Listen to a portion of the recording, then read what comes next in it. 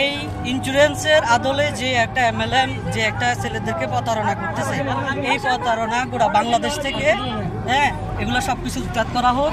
জিলানি এটার সবচেয়ে মূলের পিছনে আছে জিলানি, এটা সবচেয়ে মূলের পিছনে আব্দুল কাদের স্যার।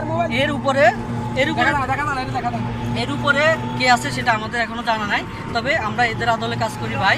এটা আমি এই ছাত্র সমাজ, আমি নিজে একজন ছাত্র, আমি একেবারে যে বুড়ো হয়ে গেছি তারা, আমি এদের সাথে আজকে একমত পোষণ করে আমি একটা অংশ আমার যদি এটা মাইরা লায় এই সিস্টেম বন্ধ করতে পারবো না।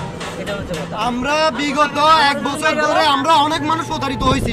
আমরা এখানে ইন্স্যুরেন্স প্রতিষ্ঠান তারা প্রতি 4টা মাস পর তারা ব্যানাসেস করে, তারা একবার স্বদেশ দেয়, একবার সানলাইফ দেয়, একবার মার্কেন্টাইল দেয়। এরা এগুলো দিয়ে আমাদেরকে জয়েন করায়, আমাদেরকে 1 মাস 2 মাসের মতো রাইখা তাদেরকে ভালো লাগে তাদেরকে দিয়ে আরো প্রতারণা করা, তাদেরকে ভালো লাগে না তাদেরকে বাইর করে দেয়।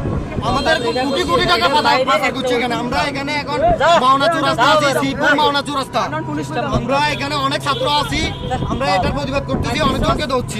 যারা সানলাইফ ইন্স্যুরেন্স প্রতিষ্ঠানে আছেন বা যারা বিভাগ করছেন তারা আমাদের সাথে সাড়া দেন। আমরা মাওনাচুর রাস্তা আছি, তাদেরকে ধরছি। আমার বোনের আমি নিজে একজন বড় ভাই জানে বোন বিয়ে দেয়া নিজে পড়ালেখা করা কি জিনিস, নিজে পড়ালেখা করছি, বোন বিয়ে দিছি, ইভেন ওই বোনের জিনিস বান্ধা দিয়ে আমি টাকা দিছি এদেরকে। আমি এটার বিচার চাই।